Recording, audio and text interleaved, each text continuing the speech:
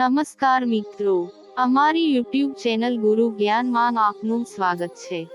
જન્માષ્ટમીનો દિવસ ભગવાન કૃષ્ણની પૂજા માટે ખૂબ જ શુભ માનવામાં આવે છે। આ દિવસે ભગવાન કૃષ્ણની પૂજા કરવાથી મનવાંછિત ફળ મળે છે। આ વર્ષે કૃષ્ણ જન્માષ્ટમીનો તહેવાર 26 ઓગસ્ટે ઉજવવામાં આવશે। આ દિવસે જયંતી યોગ રચાઈ રહ્યો છે। આવી સ્થિતિમાં જન્માષ્ટમીનું વ્રત કરવાથી શાશ્વત પુણ્ય પ્રાપ્ત થાય છે। તમને જણાવી દઈએ કે કૃષ્ણ જન્માષ્ટમીનો તહેવાર ભગવાન કૃષ્ણના જન્મની યાદમાં ઉજવવામાં આવે છે। તેમને ભગવાન વિષ્ણુના 8મા અવતાર તરીકે પણ પૂજવામાં આવે છે।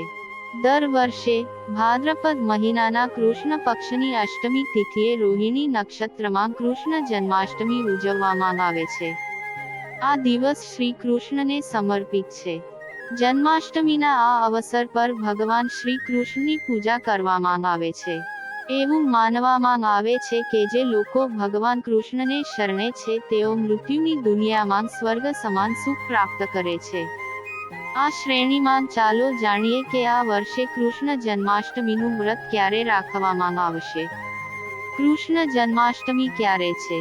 આ વર્ષે ભાદ્રપદ મહિનાની કૃષ્ણ પક્ષની અષ્ટમી તિથિ 26 ઓગસ્ટના રોજ બપોરે 3:39 કલાકે શરૂ થશે, જે 27મી ઓગસ્ટે બપોરે 2:19 કલાકે સમાપ્ત થશે।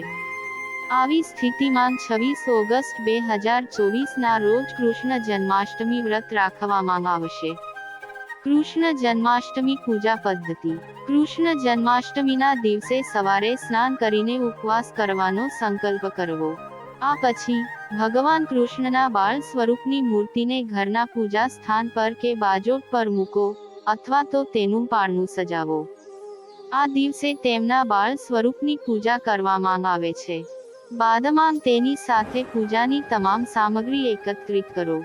બાદ ભગવાનનો અભિષેક કરીને ષોડશોપચારે પૂજન કરો।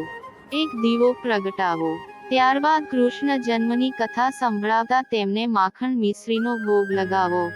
આ દરમિયાન ભગવાનની પ્રાર્થના કરો અને કૃષ્ણ મંત્રનો જાપ કરો। શ્રી કૃષ્ણ જન્માષ્ટમી પૂજા સામગ્રી। શ્રી કૃષ્ણ જન્માષ્ટમીના દિવસે ભગવાન કાન્હાની પૂજા કરવાથી શુભ ફળ મળે છે। આ સમય દરમિયાન પૂજામાં અગરબત્તી, કપૂર, કેસર, ચંદન, યજ્ઞોપવીત 5, કુમકુમ, અક્ષત, અબીર, ગુલાલ, હળદર, ઘરેણાં, કપાસ, નાળાચરીનો સમાવેશ કરો। આ સિવાય ડ્રાયફ્રૂટ્સ, ગંગાજળ, મધ, ખાંડ, તુલસીના પાન, શુદ્ધ ઘી, દહીં, દૂધ, મોસમી ફળો, નૈવેદ્ય અથવા મીઠાઈઓ, નાની એલચી, લવિંગ, મોલી, અત્તરણીનો સમાવેશ કરો। વિડીયોને પૂરો જોવા બદલ આપનો આભાર।